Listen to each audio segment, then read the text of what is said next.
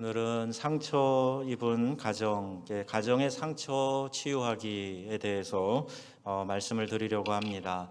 우리 자녀들을 키우다가 가끔 깜짝깜짝 놀랄 때가 있어요. 저 모습이 내 모습이로구나. 이렇게 생각이 드는 그런 때가 종종 있지요. 자신의 옛날 혈기를 자녀가 그대로 가진 모습을 보면서 느끼게 되기도 하고요. 막 어질러 놓고 또는 굉장히 부산하고 분주한 그런 자녀를 보면서 나도 잘할 때 그랬는데 이런 생각할 때가 있습니다. 대개 보면 부모님의 것이 또 자녀들에게 이렇게 물려지는 경우들이 많이 있어요. 모습은 말할 것도 없습니다. 이렇게 모습을 보면 부모님이 누구겠구나 이렇게 아예 그냥 추측되는 그런 아이들 있고요. 기질도 그렇고요. 어떤 아이는요, 조그마한 아이인데 막 이렇게 걷는 모습이 자기 아버지랑 어쩜 이렇게 똑같은지 그 모습을 보면서 참 웃음이 날 때도 있어요. 그러니까 유전적인 것도 있고 학습되어서 부모에게 이렇게 본받아 배워서 닮아가는 그런 것들도 있지요. 좋은 것도 물려지기도 하고 또 좋지 않은 것들도 물려질 가능성이 많습니다. 부모가 마음이 넉넉하면요, 그 가정에서 자란 아이들도 그런 마음, 넓은 마음을 품고 자라는 걸 많이 보게 되고, 그러나 부모가 상처가 많은 가정, 또 역기능의 가정 이렇게 보면 자녀들도 나중에 커서 결혼 생활을 하는데 꼭 자기 부모님이 보여줬던 그런 역기능적인 것들을 자기 가정에서 때로는 자기가 싫어한다고 하면서도 그렇게 만들어가는 그런 안타까운 모습들도 있습니다. 그러므로 자녀에게 본을 보이며 사는 거, 이거 얼마나 중요한 일인지 몰라요. 이태리의 마피아 얘기를 들어봤는데요. 그들은 비록 밖에 나가서 총 쏘고 무섭게 싸워도 자식 사랑만큼은 참 끔찍하다, 그런 이야기를 하는 거예요. 폭력과 범죄를 일삼는 마피아이지만 가족 연대 의식이 강해서, 요새도 막 조직 폭력을 패밀리라 그러잖아요. 근데 거기서 나온 말이라는 얘기가 있어요. 그만큼 자기 가족에는 특별하다 하는데, 그렇다면 우리 믿는 성도들은 도대체 우리의 가정은 어떠해야 하겠는가 하는 겁니다. 물론 가끔 가족끼리 서로 상처를 입히는 경우도 있어요. 그러나 서로 용서하고 서로 사랑하고 서로 격려하여서 가정을 이루게 하신 하나님의 뜻이 아름답게 이루어져 가도록 해야 할 것입니다. 가정은 우리의 각종 상처를 아물게 하는 보금자리이지, 그 가정이 서로 상처를 주는 그런 전쟁터 같은 곳이 되어서는 안 되는 거죠. 그래서 오늘 본문이 있는 사무엘하 13장에 보면요, 큰 상처와 고통을 당하는 한 가정 이야기가 나옵니다. 이복 형제 사이에서 성폭행이 일어나고 후에 살인도 벌어집니다. 그런데 놀라운 사실은 이 집안의 가장이 바로 우리가 아는 그 다윗 왕이라는 거예요. 왜 그 가정이 그렇게 되었을까? 가장 직접적인 원인을 꼽아 보면은요, 사무엘하 11장에 나오는 우리아의 아내 밧세바를 범한 사건 때문입니다. 다윗은 그 일을 은폐하려고 충신 우리아를 전장에 치열한 곳에 내보내서 죽게 만들어요. 그러니까 살인 교사까지 합니다. 간음이라고 하는 큰 죄를 지었으며 동시에 은폐하려고 살인 교사까지 한 다윗. 그런데요, 다윗은 그렇게 은폐하려고 했지만 결국에는 그 일로 인해서 하나님의 진노도 받게 되고 그 가정의 어려운 문제도 이렇게 여러 가지를 경험하게 되는 겁니다. 어떻게 보면 그의 잘못된 선택으로 말미암아 죄악의 잠깐의 쾌락을 추구하다가 이런 쓰디쓴 고통을 오랫동안 당하는 그런 어려움을 자초하게 되었다는 거죠. 첫 아들 암논이 자기의 이복 여동생인 다말을 겁탈하게 됩니다. 그 사실을 알고 다윗이 심히 분노했다, 오늘 이렇게 되어 있는데 분노했다 하고 끝났어요. 어떤 조치도 일어나지 않습니다. 아마도 다윗이 마음에 막 분노가 일어났다가도 뭘 할 수가 없었을 거예요. 불러다 무슨 얘기를 해? 무슨 말을 하겠어? 나도 과거에 그런 죄를 지었는데 하면서 그냥 그 일을 유야무야 하고 덮어버리지 않았겠는가. 자, 이렇게 한번 상상해 보는 거예요. 그러니까 이 다말의 친오빠인 압살롬이 한을 품게 되고 계략을 꾸며서 2년 후에 그 이복 형인 암논을 죽였습니다. 가족들이 서로 혐오하고 죽이는 그런 관계가 되어버린 거예요. 이 모든 문제의 원인이 무엇인가? 다윗이 자녀들에게 좋은 영향력을 끼치지 못한 것, 이것을 문제의 가장 중요한 원인으로 꼽습니다. 오늘날 왜 가정이 많이 깨어지는가? 통제가 너무 많고요. 그리고 영향력은 너무 적게 미치기 때문이라는 거예요. 그러니까 가정 안에서 가장되는 분들, 가정에 혹은 또 어머니가 너무 자녀들을 내 수하에 두려고 한단 말이에요. 내가 다 컨트롤하려고 그렇게 하는데 사실 자녀들은 말로 잔소리한다고 그거 듣고 따라가는 거 별로 없거든요. 그래서 어머니 아버지 보면서 또 형제들을 보면서 선한 영향력을 받아 그래 나도 이렇게 해야지 그러면서 삶이 태도가 바뀌고 목표가 생기고 그렇게 되는 건데 통제만 많이 하고 영향력을 끼치는 일은 소홀히 하기 때문이다. 자, 이렇게 가정학자들이 정의를 해요. 아름다운 가정을 만들려면 어떻게 해야 되는가? 통제는 가급적 적게 해야 됩니다. 그래서 가능한 한 자유를 좀 주고 그러나 선한 영향력은 또 적극적으로 많이 끼칠 수 있도록 해야 해요. 어려울 때 부모님이 누구 원망하고 탓하고 불평하고 막 술 마시고 이러는 게 아니라 자녀들 앞에서도 경건하게 오히려 하나님께 의지하고 매달리고 기도하고 더 하나님 사모하고 은혜 사모하고 그렇게 해보세요. 이게 다 선한 영향력이 되고 장차 우리의 자녀들도 인생의 어려운 문제를 만날 때 그 부모님이 보여준 모습처럼 통과하게 될 것입니다. 부모는 자녀를 이렇게 통제 말고 선한 영향력을 끼치려는 노력을 해야 돼요. 월삭에 나와서 함께 하나님 앞에서 기도하고 은혜를 구하고 하는 일이 얼마나 귀한 일인지 몰라요. 부부도 서로 통제하려고 해서는 안 됩니다. 서로 선한 영향력을 끼치려고 해야 돼요. 그래서 부부간에도 서로 경쟁적으로 내가 하나님을 더 사랑하는 마음을 보여주게 되고 서로가 서로에게 거울이 되고 또 자극이 되어서 더욱 주님께 가까이 나아가게 되면 부부 사이의 갈등도 거리도 좁혀지고 하나님 은혜 안에 또 이렇게 회복돼 가는 모습도 보게 됩니다. 오늘날 많은 가정들을 살펴보면 압살롬처럼 한을 품은 가정들이 참 많이 있어요. 어떻게 그 상처를 치유할 수 있을까요? 가정에서의 상처 치유는 하나님과의 관계 회복의 방법과 유사합니다. 하나님과의 관계 회복을 위해서 어떻게 해야 되죠? 첫째는 정직한 죄에 대한 자백이 필요합니다. 하나님 용서해 주세요 하고 죄를 인식하고 그 죄를 자백하는 거예요. 여러분 우리 기도 가운데 구체적인 기도가 필요합니다. 우리 새벽에 오시는 분들 종종 제가 말씀드리는데요. 하나님께 무엇을 원하는 기도도 구체적으로 기도하셔야 돼요. 기도 노트에 적고 응답이 어떻게 됐는지도 적고 이렇게 구체적으로 기도해 보면 하나님이 이렇게 응답하셨구나 하는 것도 정확히 알 수가 있어요. 반면에 죄에 대한 회개도 여러분 알고 지은 죄, 모르고 지은 죄 이렇게 그냥 통칭해서 회개하지 마시고요. 구체적으로 성령 하나님 깨닫게 해주세요 하고 조목조목 하나님 앞에 참회하는 기도를 드리게 될 때 하나님이 그 문제들로부터 우리를 자유케 하시고 하나님이 우리에게 사죄의 은총을 덧입혀 주셔서 그 죄의 결박에서 벗어나고 자유케 될 줄로 믿습니다. 정직한 자백 필요하고 둘째는 잘못해서 돌아오는 회개가 필요합니다. 회개는 후회하는 게 아니에요. 후회랑 다릅니다. 돌이켜서 그 길에서 벗어나고 반대 방향으로 메타노이아 방향을 바꿔서 다시 원래 바른 길로 돌아가는 것을 말하는 거예요. 세 번째는 하나님을 향해 마음을 열고 하나님의 용서와 사랑을 받아들이는 것이 필요합니다. 이미 오래전에 하나님 앞에 회개했는데 자꾸 사단은 참소자니까 와가지고 쿡쿡 찌른단 말이에요. 그런데 그때 이미 회개하고 용서함 받았는데도 불구하고 자꾸 이 마음에 그 죄의 짐 때문에 괴로워하는 거, 이거 하나님이 기뻐하시는 것이 아니에요. 그래서 그 용서를 받아들이는 거, 사랑을 받아들이는 거, 이것도 매우 중요한 일입니다.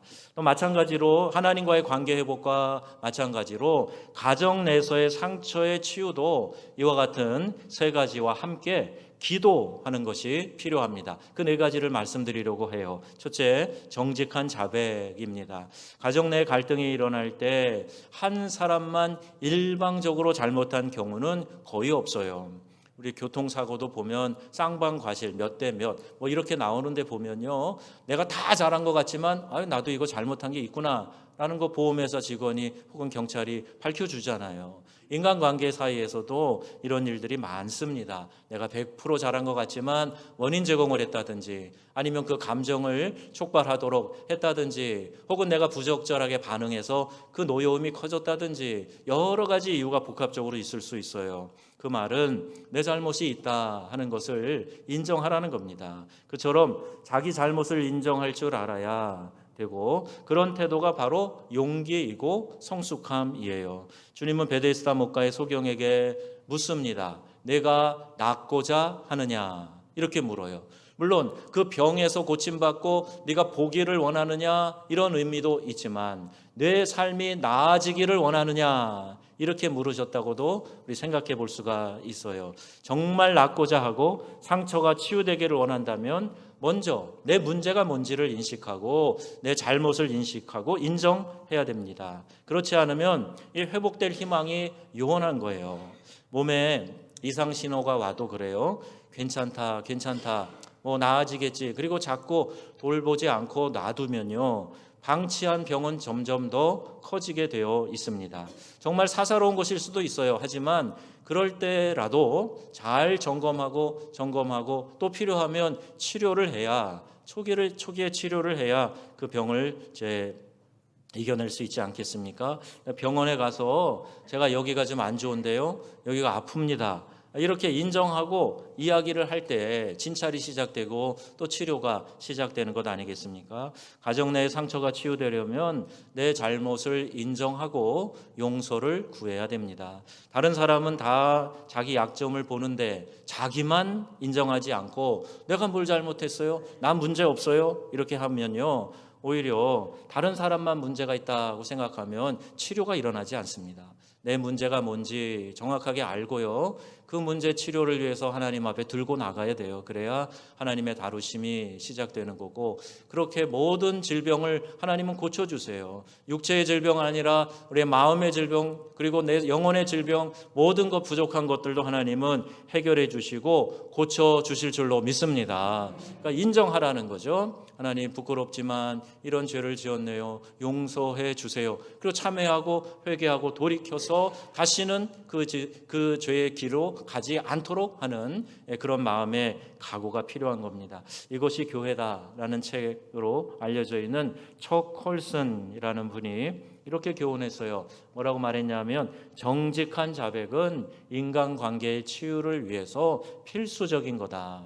표면적으로는 관계 회복이 된 것처럼 보이나 내면적으로 관계가 회복돼서 이전보다 더 끈끈한 사이로 복원되려면 정직한 자백이 있어야 됩니다. 그래야 인간관계가 치유되고 회복된다, 이렇게 이야기했어요. 유교적인 관점에 있는 우리 한국은요, 여전히 이 가부장적인 전통이 있어요. 그래서 어른들이 어린 사람들에게 내가 잘못했다, 용서해다오, 이런 얘기 못합니다. 이게 유교의 전통이에요. 관습입니다. 그러나 우리 기독교에서는요, 그렇게 이야기하지 않아요. 기독교적인 세계관과 관점은 뭐냐 하면, 성숙한 사람이 사과하고 용서를 구하는 거예요. 저는 아직 미성숙하니까 자기 잘못이 있어도 깨닫지 못해. 그러니까 내가 먼저 그에게 다가가서, 그래, 이러이러한 것들은 내 실수야, 내가 잘못한 것이니 이해해 주어, 용서해 줘, 자, 이렇게 이야기하는 사람이 성숙한 사람이라는 겁니다. 자, 여러분, 우리가 저희 정직한 자백이 필요하다는 사실을 기억하면서, 두 번째는 상처 입히는 행동을 그쳐야 됩니다. 자백까지는 잘 했는데, 그래서 조금 좋아지는 듯한데 자꾸 다시 그 문제로 자극하고 또 자극하고, 이런 일이 반복되어서는 안 돼요. 그건 진정한 변화가 아니죠. 관계의 회복을 위해서 가장 중요한 것은 내 자신의 변화가 필요해요. 가정 내에 상처가 생겼으면 먼저 내가 고칠 것부터 고쳐야 된다는 겁니다. 그래야 상대방도 서서히 변화되기 시작하는 거죠. 어떤 분은 배우자의 잘못을 꼭 고쳐보겠다, 뭐 이렇게 각오를 해요. 그런데 잘못이 고쳐지기는커녕 배우자에게 점점 더 고집만 생기게 하고 상처만 주고 그래서 악화되는 경우도 있어요. 나쁜 습관 고쳐보겠다고 이것만 좀 하지 말아라. 그리고 이제 몇 가지를 이야기를 하는데 그게 고쳐지기는커녕 오히려 더 고집스럽게 그것을 하고 막 심술을 내서 더 하고 그런 일들을 많이 보지 않습니까? 주로 여자분들이 남자분에게 어떤 것을 주문을 많이 하면요, 우리 남자분들은 40 넘은 사람 뭐 고치려고 하지 마세요. 안 고쳐집니다. 그냥 이해하고 받아들이고 그냥 잘 적응해 가야지 안 고쳐져요. 반대로 얘기해도 마찬가지죠. 남편이 교회 가는 거 막 막고 그래요. 그래서 아이고 내 마음대로 신앙생활도 못합니까? 나 건드리지 마세요. 건드리면 폭발합니다. 그러면 남편이 아이고 무서워. 그걸 건드리지 말아야지. 폭발하면 큰일이다. 그럴까요? 아니요. 그 순간에 그냥 넘어가는지 모르지만 또 건드릴 일들을 만들어서 슬슬 긁고 그리고 교회 가지 못할 만큼 또 마음을 이렇게 낙심하게 하는 일들도 생겨요. 더 반발하기 때문에 그렇죠. 그런 식으로 하면 상처만 입히게 되고 변화는 일어나지 않기 때문에 이 서로 상처 입으면 문제는 더 꼬이게 된다는 거예요. 그래서 어떤 분이 이런 지혜로운 얘기를 했어요. 어느 목사님이 얘기를 하는데요. 아내가 평소에 말없이 조용히 있다가요, 말을 하지 않아요. 말수가 툭 줄어든 거예요. 그리고 가만히 있다가 어느 날 툭 이야기를 하는데, 여보 요새 밥맛도 없고요, 살맛도 안 납니다. 내가 왜 살아야 되는지 모르겠어요. 이렇게 말을 툭 던지는 거예요. 작전상 우울증 걸릴 것처럼 한번 행동을 해봐라. 그러면 남편이 뭐라 그러는가? 뭐라 그러냐 하면 남편이 대부분 겁이 덜컥 나가지고 아유 당신 그 전에 교회도 다녔는데 교회라도 열심히 다녀봐. 이렇게 얘기해서 오히려 더 원하는 목적을 수월하게 이룰 수 있다. 자, 이런 이야기해요. 요는 상처 없는 방법을 써야 문제가 잘 해결될 수 있고 뒤탈이 나지 않는다 하는 얘기예요. 아이들 교육도 마찬가지입니다. 강하게 하면 부러지고 상처만 많이 받아요. 부드러운 것이 아이들 교육에 훨씬 더 효과가 있다는 겁니다. 물론 아버지의 엄한 역할이 있는데, 그런데 아버지가요 때리는 것이 거의 뭐 습관적으로 되어 있다 그러면 이 체벌도 매 효력이 없어집니다.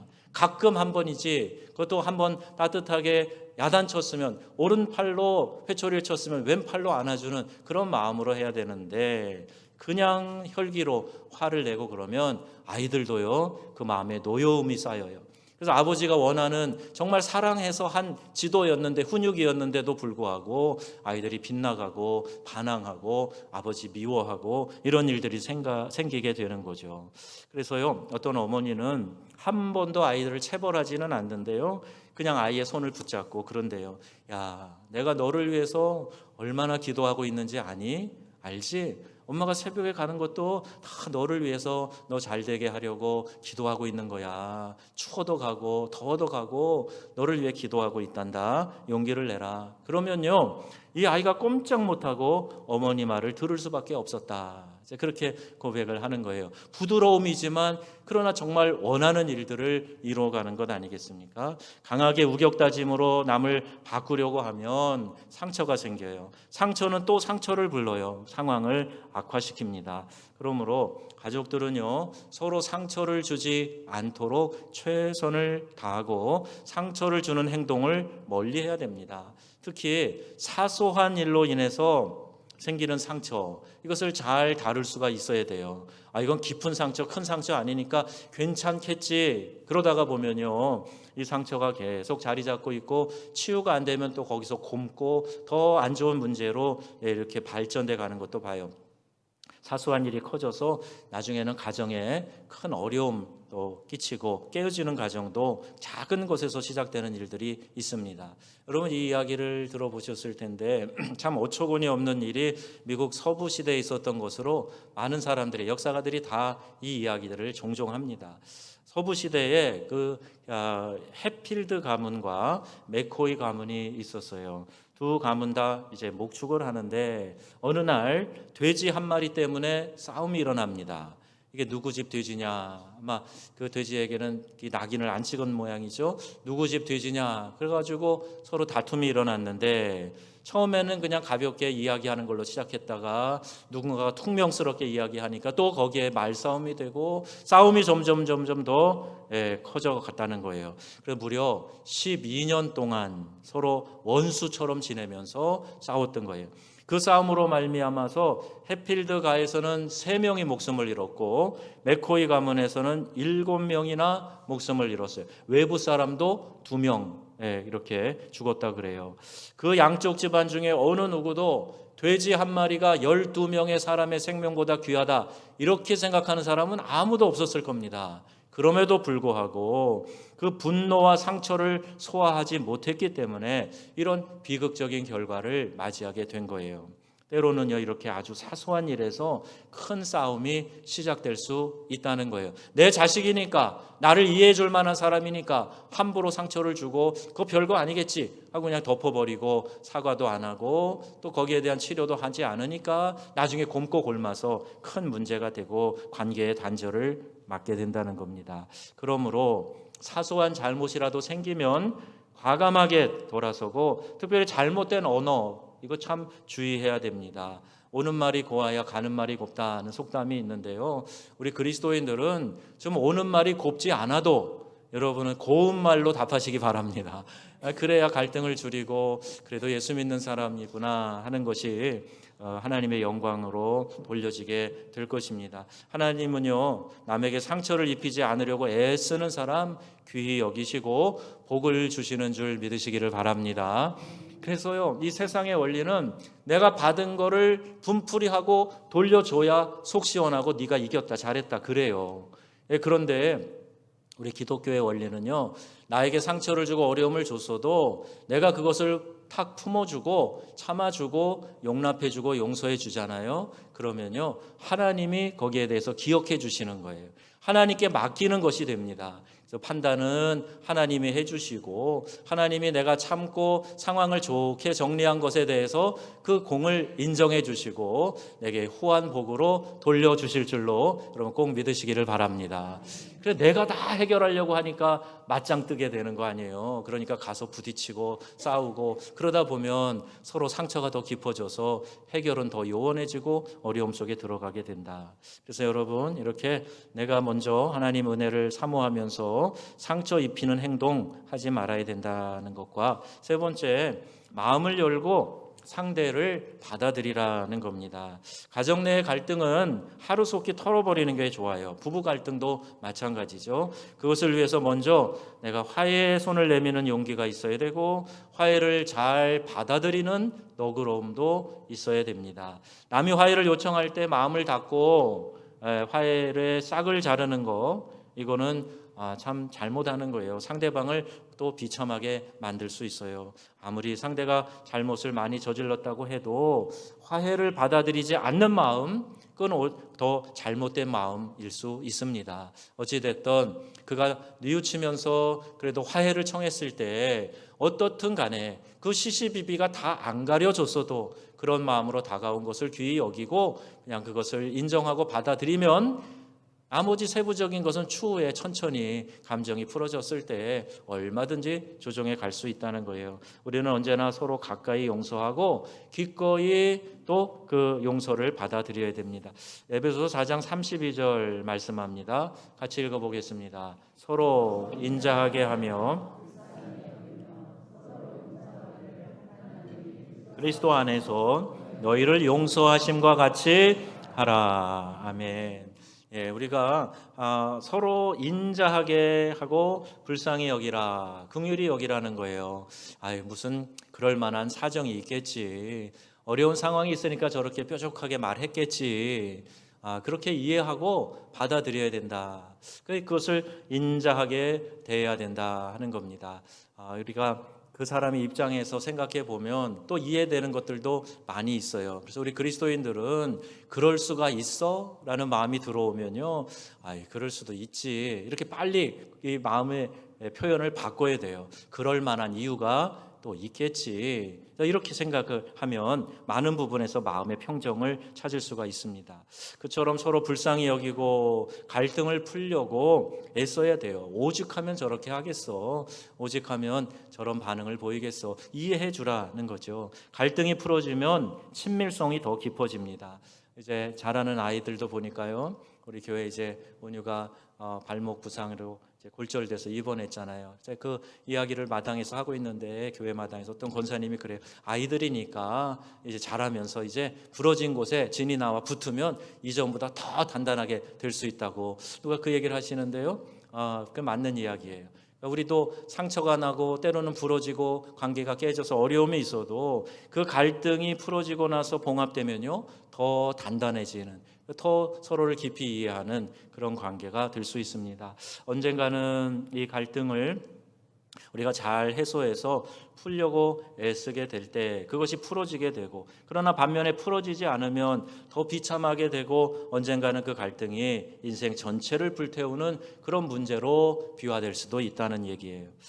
제가 어제 이번 주 어느 날 저녁에 코칭을 했었는데 그분이 현역 군인 장교신데 강원도에서 이렇게 근무를 할 때 산불이 그렇게 많이 났대요.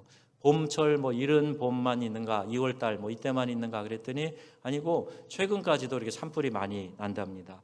근데 이제 산불 진화 요원들은 그것을 아는데 눈에 보이는 이 나무 위쪽에 불만 꺼졌다고 해서 이게 다 꺼진 게 아니라는 거예요. 땅바닥에 때로는 막 나무의 뿌리를 타고 이 불의 불씨가 전파되기 때문에 이것까지 잘 철저하게 살펴봐야 된다는 거예요.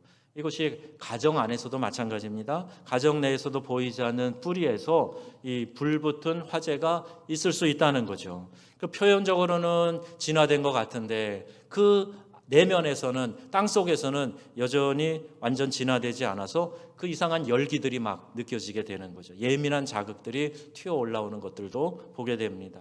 만약 그것을 끄지 않으면 전 가정을 태울 수도 있게 돼요. 그러므로 그 뿌리에 붙은 불을 하루빨리 꺼야 합니다. 그것을 위해서 마음을 열고 상대를 용서하고 받아들일 수 있는 그런 준비를 해야 돼요. 내가 누구를 미워하면 그 사람이 해가 되는 게 아니라 내가 심령에 불을 품은 것 같이 되기 때문에 그 해가 나에게로 와요. 그러니 여러분 속히 말씀의 원리대로 적용하셔서 함께 용서하고 용납하는 일이 진화하는 일이다, 이렇게 우리 마음에 받아들이시는 우리 복된 성도님들이 다 되시기를 바랍니다.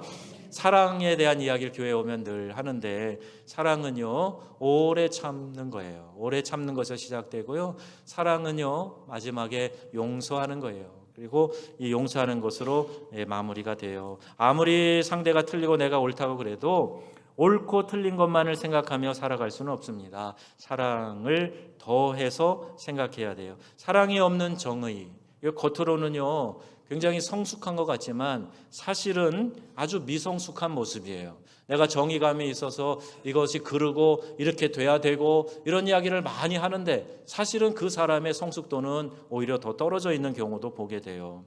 정의감이 있어야 됩니다. 필요하지요. 그런데 무엇보다도 중요한 것은 사랑으로 감쌀 수 있어야 진정한 변화와 진정한 회복을 이룰 수 있다는 사실을 여러분 기억하시기를 바랍니다. 그래서 누가 이것을 칼과 칼집의 관계로 표현을 했어요. 아주 예리하고 날카로운 검이 있다고 합시다. 그런데 이 검이 강하고 예리하고 그렇게 쓸모가 많이 있지만 그러나 칼집에 잘 담겨져 있지 않으면 아무 때나 휘둘러서요 여러 사람 다치게 만들고 상하게 만들고 그렇게 한다는 거예요. 그래서 좋은 검일수록 그 칼집도 좋은 것으로 만들어서 사용하게 된다는 겁니다. 여러분 이것이 정의와 사랑에 대한 우리의 균형이라고 생각을 해요. 마지막 네 번째는요 기도로 성령 충만해야 한다는 거예요. 아무리 우리가 말씀을 통해서 이론적으로 무장을 하고 이렇게 해야지 해도요 한순간에 나는 마음을 좀 잘 다잡고 그 사람과의 관계 회복을 위해서 다가가는데 그냥 훅 들어오면 에이 그리고 또 뒤집어 버리는 그런 일들도 얼마든지 생길 수 있어요. 그러니 여러분 우리의 감정을 의지하지 말고 하나님이 도와주셔야, 하나님이 함께 하셔야 이러한 회복이 일어날 수 있다는 걸 기억하셔서 여러분 기도로 하나님께 의뢰하시기를 바랍니다. 하나님이 붙잡아 주셔야 내 감정도 주관이 되고 컨트롤되고, 그리고 상대방의 마음도 하나님이 움직여 주셔야 원만한 관계의 회복이 일어나게 되기 때문에 기도가 필요해요. 가족들에게 잘해주는 것도 중요하지만요, 여러분 가족을 매일 하나님의 손에 맡겨드리는 기도, 이게 더 중요합니다. 여러분 가족이 정말, 내 자녀들이 정말 잘 되길 원하시면 날마다 하나님께 올려드리시고 하나님께 맡기는 그런 믿음의 기도가 있으시기를 축원합니다. 기도에서 성령이 임하면 제일 먼저 어떤 일이 일어나느냐, 여러분 성품이 온유해져요. 부드러워집니다. 거기에서 문제가 해결되기 시작해요. 거기에 상처가 치유되기 시작합니다. 우리는요, 성령 충만에 대한 오해가 가끔 있어요. 가끔은 이 성령 충만을 이 표정이 근엄하고요, 얼굴이 막 이렇게 딱 힘을 주고 목소리도 날카로운 쉰소리, 쇳소리 내고 그러면 저 사람 기도 많이 해서 성령 충만한가 보다, 이렇게 생각하는 오해의 시기들이 꽤 있었어요. 그러니까 어떤 분이 막 산기도 갔다 와가지고 막 쉰소리로 기도하고 막 그러는데 무서운 거예요. 근데 교회 와 보면 저게 성령 충만이면 나는 성령 충만 안 받았으면 좋겠다, 이런 생각이 들 만큼 오해를 만드는 경우가 있는데요. 무당이 그렇다 그러면 좀 영어만 무당이라 그런가 그렇게 생각할지 모르지만 기독교는요 전혀 아니에요. 여러분 성령 충만한 사람은 온유한 사람인 줄로 믿습니다. 성령이 내 안에 역사하시기 때문에 다른 사람에 대해서요 여러분 도끼는 쓰고 쌍심지로 보고 그러지 않아요. 성령이 내 안에서 역사하시기 때문에 그 사람의 마음을 감화하고 감동할 수 있도록 우리의 표정과 태도와 말을 성령이 하나님께서 우리 안에서 주관하시기 때문에 그렇습니다. 비정상적인 성령 충만을 생각하면 안 되고 영적인 허영심에 빠져서 보여지는 것으로 내가 하나님과 교제하고 충만한 것으로 그렇게 내 자신과 주변 사람들을 오해하게 만들어서는 안 돼요. 어떤 분은요 나오는 말마다 신앙적인 얘기만 한다 그래요. 그래서 막 예수님 얘기가 나오고 주여 주여 하고 하나님 뜻이고 막 늘 얘기에 그런 말이 나오는데요, 이분이 얼마나 다른 사람을 말로 상처를 주는지 몰라요. 그러면서도 하는 얘기가 나 예수 믿는 사람이니까 뒤끝은 없어요, 이렇게 이야기를 한다는 거예요.